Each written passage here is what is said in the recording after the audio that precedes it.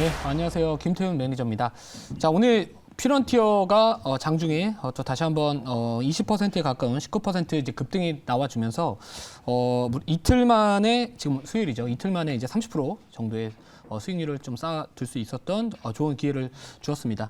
자, 이 종목 같은 경우에는 제가 이제 최근에 지난 월요일 날 전화 출연을 통해 가지고 포트에 편입을 했던 종목이고요. 이 종목 이 사이버 트럭 쪽 관련해 가지고 또 앞으로 이 자율주행 시장 자동차 시장이 성장함에 따라서 이 카메라 모듈 채택 증가에 따른 그 반사이익을 기대해 볼 수 있는 종목이다. 이 논리로 접근을 했었습니다. 자, 그리고 오늘도 지난 밤이죠. 이제 어제 그 삼성전자가 이제 파운드리 쪽에서 이 테슬라 쪽 관련된 자율주행 자동차 칩 쪽 관련해 가지고 이제 앞으로 뭐 이렇게 생산할 수 있다 이런 좀 이슈도 같이 나와주면서 이 기대감이 좀 같이 맞물렸던 것 같은데요. 우선 2차 목표가가 38,500원으로 이전에 이제 상장했었을 때 39,000원 찍고 내려왔던 그 가격대 부근에서 2차 목표가 설정을 했었고요.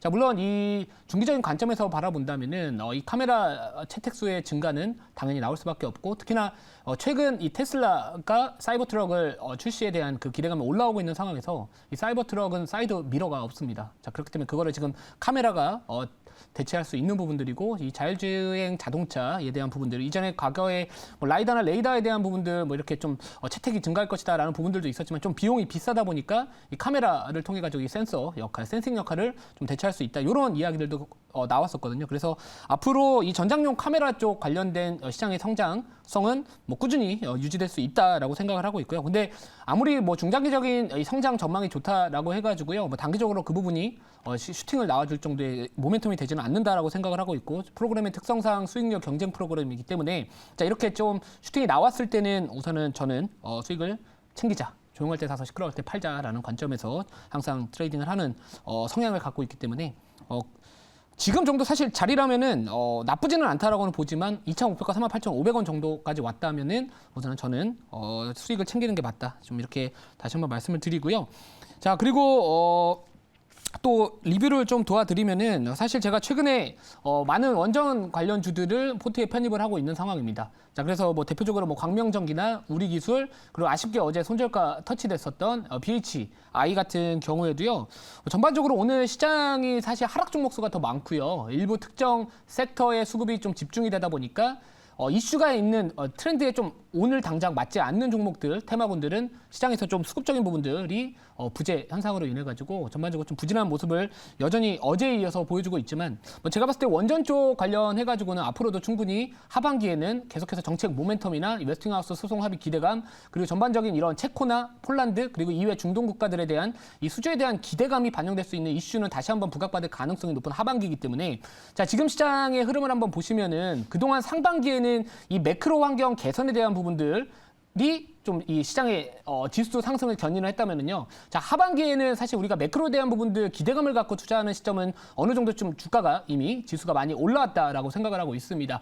자, 그래서 최근 뭐 7월달 FOMC 회의에서 25bp 인상 올리고 하반기에 추가적인 금리 인상 가능성이 좀 어렵지 않을까 시장에서 예상을 하고는 있지만, 전반적으로 그 부분이 그동안 1분기에 올렸던 만큼의, 상반기에 올렸던 만큼의 지수를 끌어올리기에는 상대적으로 좀 어렵지 않을까, 이런 생각을 하고 있고요. 물론 지난밤에 이제 미국장이 조금 올랐던 거는 이 골드락스에 대한 기대감도 사실 있었습니다. 자, 그래서 아무튼 전반적으로 뭐 하반기가 나쁘지는 않을 것 같지만 전체적인 상승폭은 좀 제한적일 가능성이 좀 있기 때문에 조금은 선별된 종목들, 선별된 업종, 이슈 있는 종목들 조금 집중하자. 그 안에는 좀 원전 쪽이 다시 한번 정책주로서 모멘텀을 발휘할 수 있는 하반기지 않을까, 이런 생각을 하고 있습니다.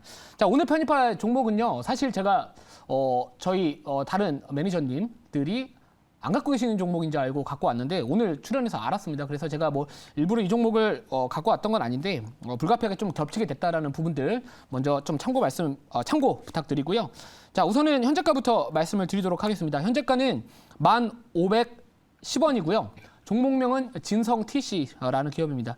자, 오늘 반도체 관련된 종목들이 좀 쉬어가고 있고요. 또 최근에 제가 조선의 오빠로 잠깐 살겠다라고 해가지고 지금 제가 그전에 탑픽주 뽑았던 뭐 삼성중공업이나 조선기자재에서 탑픽 뽑았던 그 동성화이텍, 본행지 쪽 관련된 종목들 오늘도 사실 좋은 모습을 보여주고는 있습니다만, 우선 제가 봤을 때 제가 하는 매매 스타일상 좀 눌림목 공략하는 걸 좋아하고요. 전반적인 이 전방산업이 좀 살아있는 그 업종을 좀 좋아합니다. 그래서 이 건설기계 쪽 관련해가지고는 당연히 하반기에 우리가 계속해서 주목을 해야 되고, 자, 앞으로 뭐 네옴시티 테마도 있고요. 또 중국의 인프라 투자, 경기 부양책에 대한 부분도 분명히 올라올 수 있다라고 생각을 하고 있고, 또 인도 쪽도 마찬가지로 계속해서 이 인프라 투자에 대한 경기 부양책에 대한 부분들도 계속 진행을 하고 있는 상황이고, 또 거기다가 우크라 재건 이슈까지도 있습니다. 자, 그리고 최근에 미국의 이제 이 인플레이션 감축법 관련해가지고요.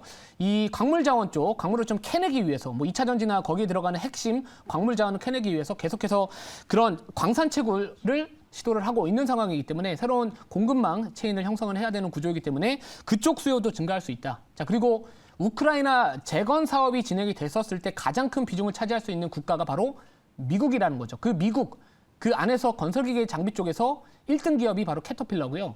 이 진성 TC의 주요 매출 비중이 캐터필러양 매출입니다. 자, 그렇기 때문에 우선은 건설기계 업황이 하반기에 좋아질 것이다. 또 게다가 그 우크라이나 재건 쪽 관련해서 제일 수혜를 기대해 볼 수 있는 국가가 어디죠? 바로 미국일 가능성이 높고, 물론 우리나라 이 관련된 건설기계 업종 다른 종목들도 당연히 수혜를 받을 수 있겠지만, 그래도 그 중에서도 제일 좀 모멘텀이 강한 종목이 진성 TC가 그 중에 하나가 되지 않을까, 이렇게 좀 생각을 해봤고요. 자, 1차 목표가는 5% 수익을 우선 잡도록 하겠습니다. 자, 그리고 자료 보고요. 추가적인 가격 전략 좀 말씀을 드리도록 하겠습니다.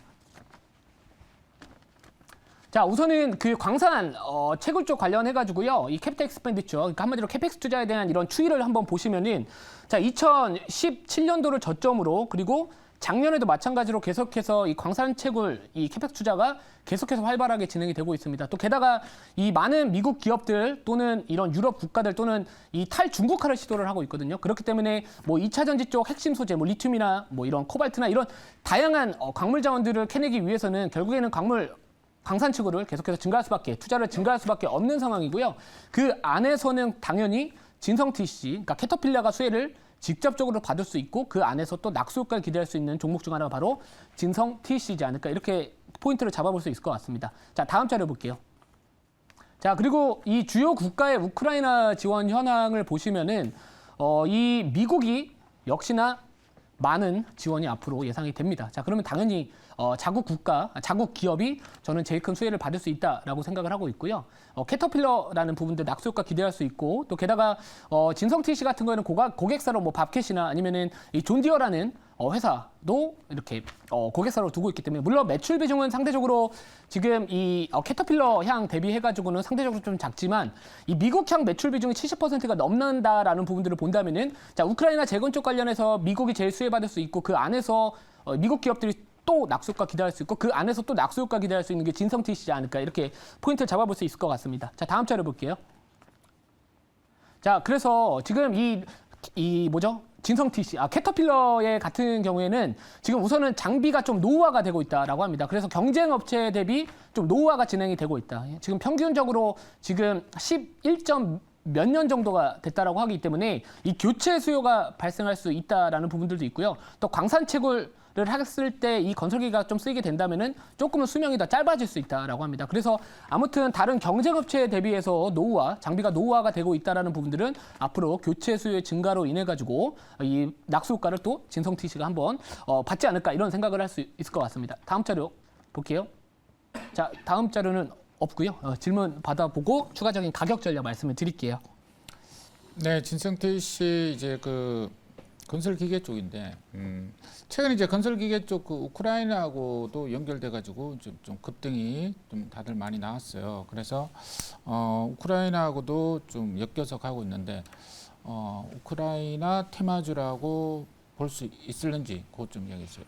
네, 사실 우크라이나 테마는 맞죠. 근데 맞는데 이제 문제는 뭐냐면은 우크라이나 재건 이슈 부각받았을 때 사실 이 트레이딩 하시는 분들이 우선적으로 떠오르는 종목은 사실 아닙니다. 뭐 대표적으로 뭐 데모나 유신이나 이런 종목들이 떠오르지, 사실 이런 이 건설기계 조금 시총이 큰 기업들이나 뭐 예를 들어서 뭐 HD 현대 건설기계나 HD 현대 인프라코어 뭐 등등등 이런 좀 시총이 큰 기업들은 사실 제가 봤을 때 우크라이나 재건 쪽 이슈보다는 전반적인 건설 경기, 건설기계 업황을 좀 타고 올라가는 게 맞다라고 보고요. 당연히 우크라이나 재건 쪽이 정상적으로 앞으로 만약에 진행이 된다면 당연히 실적으로 찍혀줄 수 있는 기업이 업종이 바로 이제 건설기계는 당연히 받을 수밖에 없기 때문에 뭐 관련된 수혜주라고 볼 수는 있으나 뭐 수급적인 측면에서 바라본다면 사실 우크라이나 재건 이슈 부각됐었을 때 먼저 수급이 들어오는 종목은 아니지 않을까 이렇게 생각을 하고 있습니다. 자, 1차 목표가 5% 수익권 말씀을 드렸고요. 자, 2차 목표가는 우선은 과거에 계속해서 좀 저항을 받았던 가격대 17,000원 말씀을 드리도록 하겠습니다. 자, 손절가는 12,900원 말씀을 드릴게요.